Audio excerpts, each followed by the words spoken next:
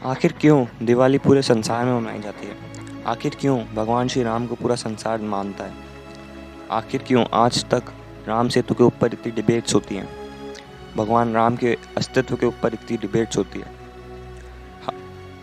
As we all are Hindu, तो ये हमारा दायित्व होता है कि हम हमारे भगवान, हमारे श्री राम को शाश्वत बनाएं, जो आज पूरे संसार उनके अस्तित्व के ऊपर डिबेट करती है।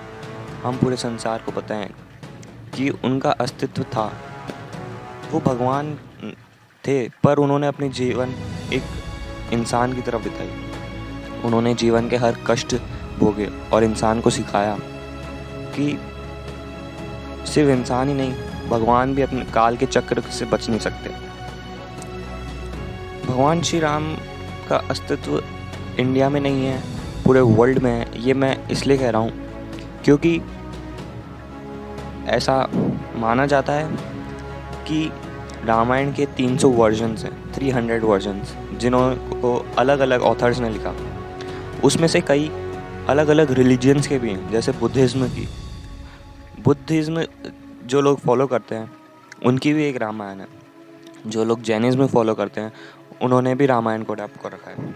ऐसे कई तरह के रिलीजन्स ने भी रामायण को अडॉप्ट कर रखा है।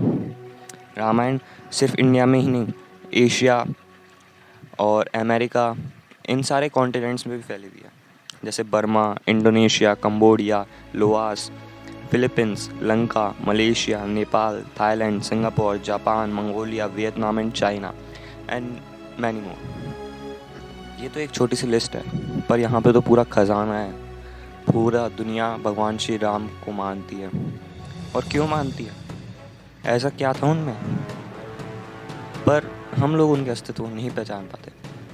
भगवान श्री राम एक इंसान का जीवन जिया और पूरे वर्ल्ड को ये सीख दी कि हम अपने आदर्शों पे चलें तो हमें कोई हरा नहीं सकता, चाहे कितनी ही बड़ी सी बड़ी एविल पावर आ जाए।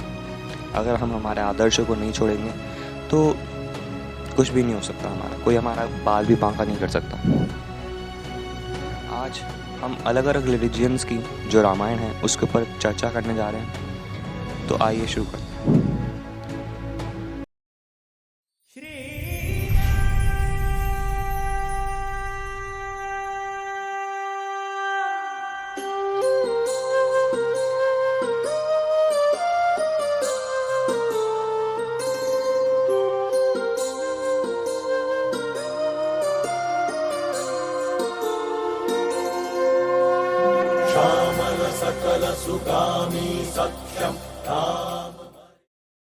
नमस्कार, आदाब, सत श्री अकाल, जय श्री राम। मैं आप सभी का दोस्त, मेंटर और host Radha Khandewal. Today in this podcast we all are going to talk about the 5 most popular Ramayana versions of 5 different religion. But before starting, आज मैं रामायण का एक बहुत प्रचलित श्लोक बोलना चाहूँगा कि हरि अनंत हरि कथा अनंता, कहि सुनहि बहुविधि समसमता।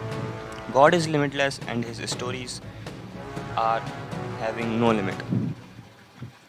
भगवान श्री राम की कथाएं बहुत हैं, बहुत अलग अलग प्रकार की भी हमने सुनी है। सिर्फ संस्कृत वर्जन की अगर अपन बात करें तो संस्कृत वर्जन में भी बहुत सारे ऑथर्स ने रामायण में कई तरीके के डिफरेंस लेकर आए। सिर्फ वाल्मीकि जी ने ही नहीं और ना ही तुलसीदास जी ने, कई बड़े बड़े विद्वानों ने, कई बड़े बड़े स्कॉलर्स ने रामायण को लिखा है, अपने ढंग से लिखा है। और कई सारे उसमें एक्सेप्शंस, कई सारे उसमें चेंजेस लेकर आए। पर सबको पढ़ना एक अलग ही आनंद देता है। मैं चाहूँगा कि आप सब भी पढ़ें और आगे वाली वीडियोज़ में मैं उन सब के बारे में भी लेकर आऊँगा। पर आज मैं 5 अलग रिलीजियंस की अलग रामायणों की बात करने वाला हूँ। सबसे पहली जो रामायण आती है वो है बुद्धिज़्म रिलीजन की, जिसको कहते हैं Dasaratha Jataka. It does not mention about Ravana. Dasaratha Jataka में रावण के बारे में कोई बातें नहीं है। इस रामायण में जो सीता जी का किडनैपिंग होती है रामायण के द्वारा, वो भी मैंशनड नहीं है। और यहाँ पे जो अयोध्या है वो बनारस को माना गया है। जो दशरथ जी हैं वो श्री राम को और माता सीता को हिमालय में 14 वर्षों के लिए तपस्या करने के लिए भेजते हैं, ना कि वनवास में, जो कि बिल्कुल ही एकदम चेंज है हमारे वाल्मीकि रामायण से। वाल्मीकि रामायण में रावण का भी लिखा गया है, रावण को भी मेंशन किया गया है, और जो भगवान का वनवास है वो एक अलग तरीके से बताया गया है, पर इसमें नहीं है। बुद्धिज़्म लोग इसको बहुत ज़्यादा मानते हैं। इसमें भगवान राम को एक आइडियल पर्सन माना गया है, और भगवान राम जब 14 वर्षों के बाद हिमालय से तपस्या करके आते हैं तब उनको वहाँ का राजा बना दिया जाता है और राम राज्य की स्थापना होती है। दूसरी जो मोस्ट पॉपुलर किताब है रामायण की वो है पौमचर्य, जो कि एक जैनिज़्म लोगों का वर्जन है। जो जैन लोग होते हैं वो इसको बहुत ज़्यादा मानते हैं, एडॉप्ट करते हैं अपने जीवन में। इसमें जो सबसे बड़ा डिफरेंस है वो ये है कि जो रावण है वो भगवान राम नहीं मारते उसको लक्ष्मण जी मारते हैं, क्योंकि इन लोगों का मानना है कि जो भगवान राम है वो एक आइडियल पर्सन है। He is a follower of non violence, और एक अहिंसा के पथ पे चलने वाला व्यक्ति किसी का मर्डर नहीं कर सकता। और इसी वजह से भगवान राम को एक सुप्रीम हीरो, सुप्रीम पावर माना गया है, और supreme hero, supreme power, non violence के फॉलोअर किसी का मार नहीं सकते, किसी का मर्डर नहीं कर सकते, किसी को। तो इसलिए इसमें भगवान राम के बजाय लक्ष्मण जी रावण को मारते हैं। जो तीसरी मोस्ट पॉपुलर रामायण का वर्जन है वो है गोंद रामायणी। गोंद रामायणी गोंद ट्राइबल का वर्जन है।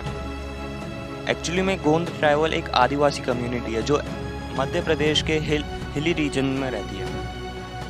ये रामायण स्टोरी होती है क्लासिकल रामायण जो हमारी है, जहाँ पे एंड होती है वहाँ पे ये रामायण शुरू होती है।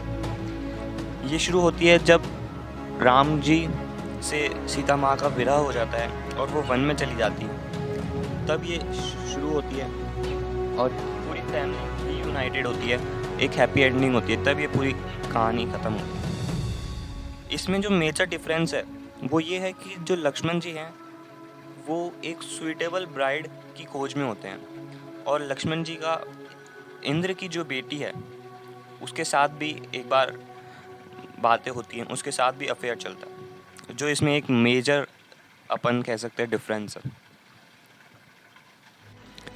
चौथी जो मोस्ट पॉपुलर रामायण है वो है थाईलैंड का एक वर्जन, जो थाईलैंड के लोग उसको मानते हैं, और वो थाईलैंड का एक नेशनल एपिक भी है जो थाईलैंड के स्कूलों में पढ़ाया जाता है।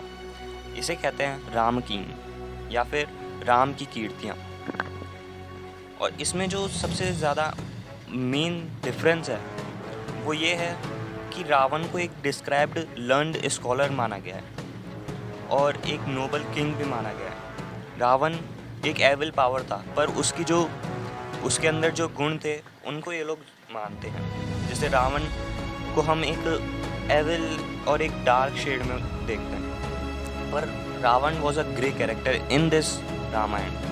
वो अच्छा था पर उसमें बुरा था, पर उसमें कुछ अच्छाइयाँ भी थी, और उन अच्छाइयों को ये पूछते हैं। और इसमें हनुमान जी के ऊपर भी बहुत ज़्यादा फोकस है। इसका जो डिफरेंस है वो ये है कि जो हनुमान जी हैं वो वाल्मीकि रामायण के अनुसार और कई हिंदू रामायणों के अनुसार एक ब्रह्मचर्य का पालन करने वाले मंत्र हैं, पर इस रामायण में, जैसे हम रामकीन कहते हैं द थाई वर्जन, इसमें Hanuman ji is not a celebrate. Hanuman ji ब्रह्मचर्य का पालन नहीं करते, rather he is quite popular among the womens. तो आप सोच सकते हैं कितना बड़ा डिफरेंस है। जहाँ पर हम हनुमान जी को ब्रह्मचर्य का पुजारी मानते हैं, वहीं पर थाईलैंड के लोग इनको ब्रह्मचर्य का पुजारी नहीं मानते, बल्कि उसमें यह है कि हनुमान जी वुमेन्स में क्वाइट पॉपुलर हैं, जो एक बहुत मेजर डिफरेंस है। और शायद आप लोग इसको सुनकर थोड़ा सा शॉक ज़रूर हुए होंगे, क्योंकि मैं भी जब पढ़ा था जब मैं भी शॉक हो गया था, बट इट इज़। जो फिफ्थ मोस्ट पॉपुलर रामायण का वर्जन है वो एक हिंदू वर्जन है, जो ऋषि कंब के द्वारा लिखा गया था, जिसको रामावतारण या फिर कंबन रामायण भी कहा जाता है। जो इस रामायण का मेजर डिफरेंस है या फिर मेजर जो इसकी बातें हैं वो ये हैं, इसके कुछ इंसिडेंट्स इतने पॉपुलर हैं कि बहुत लोग आज भी उनके ऊपर यकीन नहीं करते और बहुत लोगों की डिबेट्स चलती रहती हैं। दो इसके जो मोस्ट पॉपुलर इंसिडेंट्स है वो मैं आपसे शेयर करना चाहूँगा। एक इंसिडेंट वो है तब जब माता सीता का स्वयंवर हो रहा होता है। तब वाल्मीकि रामायण में तो ये है कि बहुत सारे बड़े बड़े देशों के राजा महाराजा आते हैं, पर उन सारे राजा महाराजाओं के साथ इस रामायण में रावण का भी एक वर्णन है कि रावण भी सीता स्वयंवर में आता है। और क्योंकि वो भगवान शिव का बहुत बड़ा भक्त होता है, वो बड़े घमंड में होता है कि इनको तो मैं ही उठा लूँगा, ये मेरे लिए कुछ भी नहीं है। शिव धनुष की बात हो रही है, पर वो जब उठाने जाता है तो वो उससे उठता नहीं है और वहाँ पे उसका घमंड चूर हो जाता है। और फिर जैसा कि हम सब जानते हैं, प्रभु श्री राम आते हैं और पहले तो वो शिव धनुष को नमन करते हैं। इससे हमें सीखने को मिलता है कि चाहे कितनी ही बड़े से बड़े पावर हमारे पास क्यों ना हो, अगर हमारे सामने जो एक हमको टास्क दिया गया है, अगर हम उसको सच्चे हृदय से और एक रिस्पेक्ट के साथ करें तो वो हमसे हो जाएगा। कोई भी चीज़ हमारे लिए इम्पॉसिबल नहीं है अगर हम भगवान का नाम और भगवान की प्रार्थना करते हुए चलें। और जो दूसरा मोस्ट पॉपुलर इंसिडेंट है वो ये है, जब राम सेतु के वक्त भगवान श्री राम रामेश्वरम का स्थापना कर रहे थे, तब उसको स्थापित करने के लिए उनको एक पंडित की आवश्यकता थी जो उनका यज्ञ करवा सके। और उस समय उनको दूर दूर तक कोई भी पंडित नहीं मिले थे। तब उन्होंने हनुमान जी को कहा कि तुम जाओ लंका में और रावण को बुला कर लाओ, क्योंकि रावण एक महान विद्वान पंडित था। उसमें बहुत बुराइयाँ थी, पर एक उसकी जो अच्छाई थी वो एक थी कि वो भगवान शिव का बहुत बड़ा भक्त था। दूसरा, वो एक बहुत बड़ा विद्वान पंडित था जिसको वेद पुराण कंठस्थ थी। उसी ने शिव तांडव स्तोत्र भी लिखा है जिसको आज हम सब सुनते हैं। तब हनुमान जी लंका गए और रावण से निवेदन किया, और क्योंकि रावण धर्म से पंडित भी है तो वो इस बात को मना नहीं कर पाया और वो साथ में सीता जी को भी लेकर आया एज अ बंदी, और राम जी और सीता जी को साथ में बिठाकर यज्ञ करवाया। क्योंकि हमारे वेदों में लिखा है कि कोई भी व्यक्ति बिना अपनी पत्नी के यज्ञ या फिर कोई भी पूजन हवन नहीं कर सकता, और रावण ये बात जानता था, इसलिए उसने मर्यादाओं का पालन किया और सीता जी को अपने साथ लेकर आया। जब पूरा हवन हो जाता है तब भगवान श्री राम उससे आशीर्वाद भी मांगते हैं, और रावण कहता है कि तुम जिस कार्य के लिए जा रहे हो तुम उसमें सफल हो। रावण जानता है कि भगवान श्री राम लड़ने रावण से आ रहे हैं, पर आप खुद सोचिए, मतलब हम जिससे लड़ने जा रहे हैं वही हमें आशीर्वाद दे रहा है कि तुम मेरे को हरा पाओ। बहुत अलग ही है पर मज़ेदार है। इसको जब पढ़ा, इसको जब जाना तो बहुत मज़ा आया। मैं आप सबसे उम्मीद करूँगा कि आप लोग भी इन रामायणों को पढ़ें, इन रामायणों के बारे में जानें। हिंदू कल्चर बहुत वास्ट है, इसको हम लोग अनदेखा कर देते हैं, पर इसको पूरी दुनिया मानती है। तो कोई तो रीज़न है ना जिसकी वजह से हम मानते हैं। आज वेस्टर्न कल्चर से हम इंस्पायर होकर हम वेस्टर्न कल्चर को अडॉप्ट करने लग गए, पर जो वेस्टर्न पीपल हैं जैसे अमेरिकन और ब्रिटेन्स हो गए, वो सब हमारे कल्चर को इंस्पायर करके हमें अडॉप्ट कर रहे हैं। डिफरेंस देखिए, पूरा अपोजिट हो रहा है। क्योंकि हिंदू कल्चर एक ट्रेडिशनल कल्चर है जो एक सीख देता है, और शायद ऐसी सीख किसी और कल्चरों में नहीं है। मैं आप सभी से यही उम्मीद करूँगा कि आप लोग हमारे कल्चर को ना भूलें और इसके बारे में जानें। आज की वीडियो में इतना ही, मिलेंगे अगली पॉडकास्ट में Ramayana the chronicles of Ramayana series के अगले एपिसोड में। तब तक के लिए अपना ध्यान रखें, अपनों का ध्यान रखें, खुश रहिए और सबको हिंदू धर्म का प्रचार करें। अगर मेरी वीडियो आपको पसंद आई हो, अगर मेरी पॉडकास्ट आपको पसंद आई हो तो सब में फैलाइए, जितना हो सके उतना शेयर कीजिए, क्योंकि ये बातें ऐसी हैं जो सबको जाननी चाहिए आज की तारीख में।